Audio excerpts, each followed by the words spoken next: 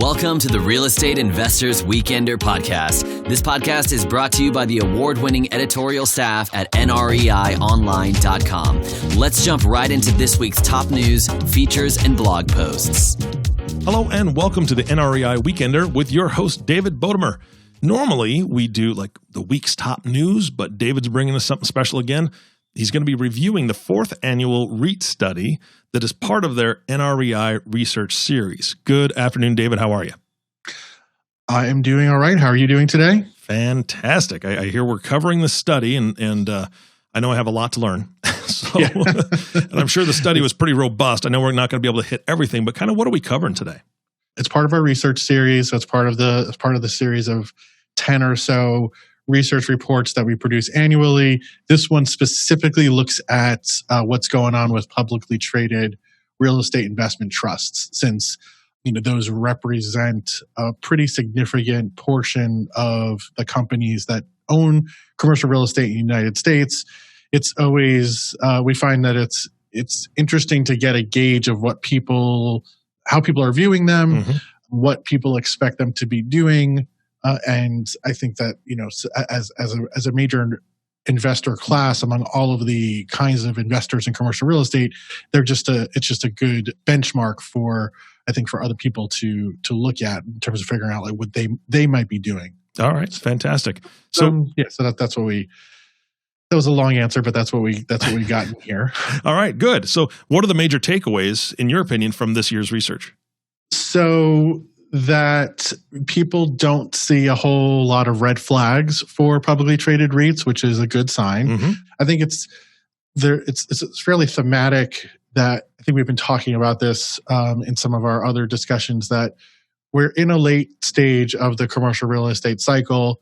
So that might be cause for concern, but generally when people look at various fundamentals or look at what people are doing, they aren't that worried. So when it comes to thinking about REIT balance sheets, whether they have their debt levels, people feel like they're not out of control, which was a major problem in the last cycle.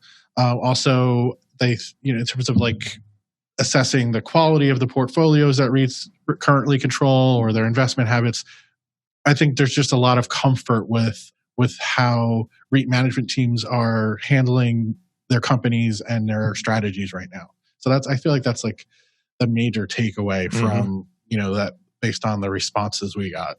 Got it. So as I understand REITs, and I certainly don't understand very much about them, but as I understand them, there's different kind of categories, right? I mean, as far as the different types?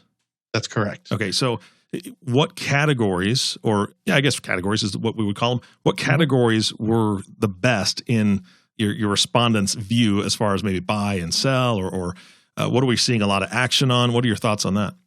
Yeah, so the way that we get at that is we ask our respondents if they were investing in REITs right now, which categories would be on their buy lists and their sell lists. And like you said, historically, REITs kind of tend to focus on just one property type. There are certainly some, exceptions that are diversified, but for generally, like, if you're an industrial, REIT, you just buy industrial properties. There's not that many exceptions. So within that, so that's how we kind of phrase the question. We look at the various major categories of REITs, ask people what would be on your buy and sell list. The way that we phrase the question, we allow people to select multiple options. So it's not like that they're being pitted against each other. If they wanted to say buy across the board, they could. So that's just, I think, important for understanding the answers. So with that, on the buy side, the multifamily REITs jumped to the top of the list this year. They're always near the top, but in the past couple of years, industrial REITs had gotten the most responses or appeared on the most buy lists. This year, multifamily ticked slightly ahead of that. So it was like 47% of respondents put multifamily REITs on their buy list. 46% put industrial on their buy list. And then after that, other popular responses were medical office, student housing, and then you start getting smaller numbers when you look at net lease REITs, office, hospitality, and retail. And then we also ask about mortgage REITs, which are sort of a subsector. Not a lot of people put those on either their buy or sell list, but we like to just include that because they are out there in the universe. So that's that was the buy side, and I think that generally meshes with which are what the most popular sectors are more broadly in terms of commercial real estate investment. And then on the sell lists, retail was far and away the most popular option. I think appearing on more than 50% of people's sell lists versus I think like only 12% buy lists. So people are very bearish remain bearish on retail REITs. I always find this interesting because it does happen every year that multifamily is usually near the top of people's buy lists, but then it's also near the top of people's sell lists. Whereas for some of the other sectors, there's a more clear, industrial is high on the buy list, low on the sell list. Retail is low on the buy list, high on the sell list. Multifamily every year shows up fairly high on both. And I've never really been sure what to make of that, other than I guess people have very strong opinions on multifamily REITs. There's not a lot of middle of the road. Either people are still all in for them, or there's at least a significant minority that thinks maybe they're peaked and it's not a good bet to buy those stocks right now. Yeah. Out of curiosity, how many different categories are there, if you could spitball a number? We ask about retail, multifamily, office, hospitality, mortgage, net lease, industrial, student housing, and medical office as distinct REIT categories. But then, because those are the ones where you have at least a decent number of companies operating in each of those sectors, then of course there are even more specialized REITs like self-storage REITs and data center REITs and things like that, which we haven't broken out as a category on our buy or sell lists so far, but we could do that in the future. But then a lot of people don't. We give people the option to select other, but a lot of people don't. So I think those, just generally, since there aren't that many of them and they aren't that large, they don't pick up as much attention as the ones that we look at. Gotcha.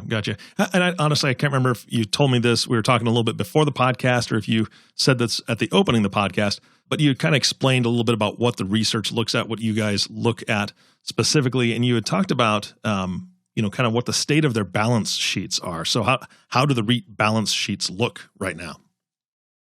So our respondents feel like that REIT balance sheets are in good shape. So we give the options of, do you think they are highly levered, balanced, or they have room to take on more debt?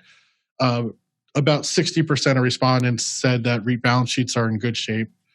About 30% did say that they are highly levered, so that's not a insignificant chunk, but that's certainly not a red flag in my opinion, where if more than half of respondents were really worried about how much debt the REITs were carrying, I think that would be more significant observation at this point. And those numbers have been fairly there, and there hasn't been a whole lot of deviation in those numbers in the 4 years we've done this survey. It's usually right around 60% think they're balanced.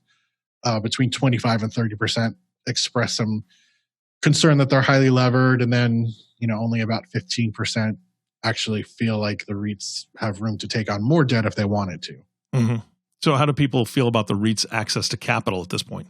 So that's also fairly stable. That in terms of both looking at debt and equity, roughly 40% of respondents said the capital markets picture has not changed significantly for REITs in terms of accessing that capital. And then about 30% of respondents, those said that capital is actually more available, so that there's more equity chasing REITs, that there's more access to debt than a year ago. Only about 10% of respondents had some sense that maybe capital was less available. So capital markets picture, so the takeaway is that, at least from our respondents' perspectives, they think that the capital markets picture is pretty stable for REITs compared to where it was 12 months ago. Got it. When you guys talk about that and ask those questions, do you talk about strategies for REITs to raise capital? That is something else we ask and that we try to get a gauge on. So we ask what, again, from our readers' perspective, the best avenue for if you're a REIT in the market right now, what's the best way you should be? If you need more capital, what's the best way to do it? Is it debt markets? Is it the public debt markets? Is it issuing more stock? Is it taking out property level, mortgages on your properties? And the consensus points to actually property level debt. They think is the best strategy for if REITs are looking to add some more debt. That's what they should be looking at is borrowing against their properties. Only 15% thought that the public debt issuances would be a good idea right now, and then about a third were in favor of REITs doing secondary offerings, issuing new stock to get some cash from new shareholders. And those numbers are fairly consistent with what we've seen in years past. So there isn't a whole lot of shifting on what people think the best strategy is for if REITs are trying to add some capital. Now, again, not knowing exactly how REITs play into everything, but obviously REITs play into an overall plan. When folks are dealing with those, what should they be doing with their cash on hand or their portfolios? So the biggest thing that people said that REITs should do if they have additional cash, if they're in a good situation liquidity wise, is to aggressively pay off the debt they do have. That was named by more than 50% of our respondents as the best thing to do with any cash they have on hand right now. Secondarily, they said repositioning or redeveloping existing assets would be a good use of cash right now. And then about a third said acquiring additional assets, and then smaller percentages investing in corporations, and then only about 10% endorsed the idea of doing share buybacks, which has been a somewhat popular strategy for the REITs, but I think doesn't, at least in some of these years, I'm not sure actually right now if a lot of them are doing that. That during the cycle we've seen some of that. It may not be happening as much right now, and it doesn't seem to be the preferred strategy endorsed by our readers for what REITs could be doing with their cash. So that's how in terms of the use of their capital, that's where our readership came down. In terms of looking at what REITs should do with their existing portfolios, this one we asked not what they should do, but what people expect they will do. So some of these are, I think, some of the questions are worded more like, what do you think they should do? Some of them are asking what they expect them to do. So this is the latter. Most of our observers thought that, not most, but the plurality, 35% thought REITs would pretty much stand pat. They wouldn't be net buyers or net sellers. About a quarter of respondents did think they would be net buyers, and then only 17% thought they would be net sellers. So I think when you put that together, it ends up being about 63% of respondents think that REIT portfolios will stay the same or get larger during the rest of the year, whereas only 17% think that REITs will prune their portfolio. Then we had about 20% of respondents who said they're not sure. So, and this question, a lot of these questions, I think it's been a theme that it's said in a lot of these responses. Not a lot of fairly consistent answers that we've had over the years.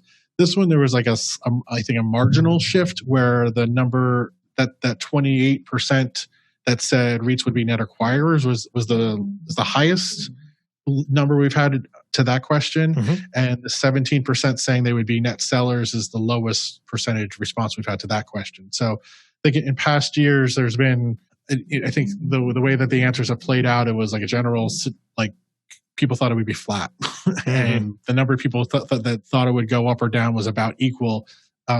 This year there's a definite clear it's a much smaller minority that thinks the REITs will sell versus a growing percentage that thinks they will be buying. So I think that was one of the more interesting of all of the takeaways so far. I think that was like one of the ones that stuck out as being the most distinct from past research that we've done. Yeah, and these are people's thoughts and opinions on it. Right. And I'm curious how it actually reflects the reality. So the next question would be, what's the M&A market? Sorry, I hope I'm doing this right. What's the M&A? Boy, that's M&A. Okay, I am saying it right. It just sounds weird. I think I'm so used to saying M&Ms, right? I'm so used to saying M&Ms, peanut M&Ms, M&A. Taking that into consideration, or thinking about that last question and their opinions, what's the M&A market like for REITs? Right now, about half of respondents think it's a good time for REIT mergers and acquisitions. Only 10% said it's a bad time to do that. This question, we always have a lot of people say they're not sure. So yeah, I bet. There was like 40% of respondents who don't say they don't know. Certainly in terms of reality, though, it's been last year was an extremely robust year for REIT mergers. We've had some movement in some continued deals on that front in 2019 so far. I don't know. I think it's fair to say that I don't think there's going to be a massive round of consolidation in the last 6 months of the year, but there probably are a couple of deals out there to be had on the mergers front.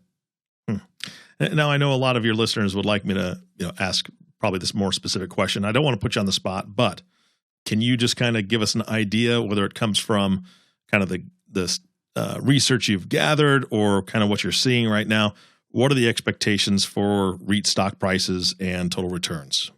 So for the balance of 2000 and for the last second, a little less than second half of the year at this point, 55% of respondents said they thought REIT stock prices will go up on the second half of the year. That was the most bullish answer we've ever gotten to that question.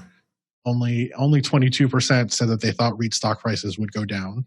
So that seems fairly positive. People feel pretty good about the outlook on stock prices. And then and similarly on total returns, it was 53% said that total returns would continue to grow for the second half of the year. Although that was not as we've had numbers like that in previous years. The stock price one was a little bit was more stark in comparison, that people had this had a much more bullish attitude on stock prices. Generally, people have felt pretty good about total returns growing because they generally have for REITs in previous years. I think also that's a reflection of coming off of last year ended up being, I think ended a little bit on a down note, so there was some more room for growth in this year. So I think that it's a reflection of that REITs had a favorable position to be growing for their stock prices and total returns to go up relative to where they were. Got it. So a little bit of a comeback. Yeah. Seems to help. Yeah. So we're they've had a long kind of a multiple year run of growth and generally trending up. Then I think they hit a little bit of a hiccup, and now they're kind of going back. Continued on the upward trajectory. That's sort of like the feelings when it comes to those metrics. Got it. Well, that sounds pretty positive. What else do we need to know out of this report? I know that you have it available for people to see. Is that correct? That's correct. It's on NREIonline.com right now.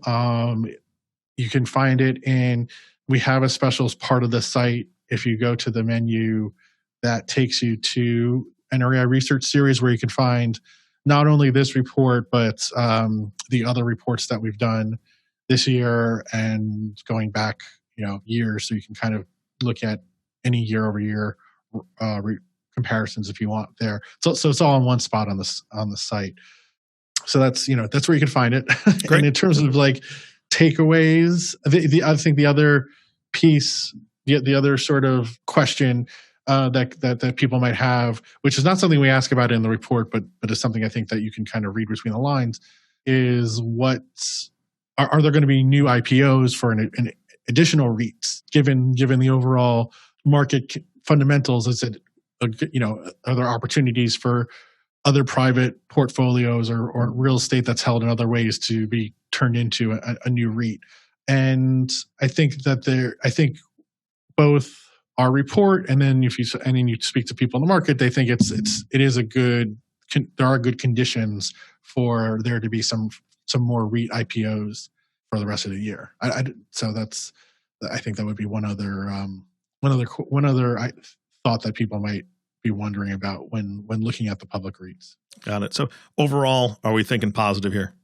Yes. Yeah. Yeah. I think that really, unless they come out with a free box of Krispy Kremes for every REIT purchase, unless that happens and we announce that or you announce that and let me know, I don't think it gets much better than we heard today. So I know the report's very robust, and thank you so much for getting people to it, showing them, telling them where they can find it. I appreciate it. Any closing thoughts for today? I think that would be it for today for thoughts on this report. And just looking ahead in the next couple of weeks, I think we'll be doing more of our news roundups, and then we'll have a few more of these research-centric podcasts to come more towards the end of the summer. Great information. Thank you so much, David.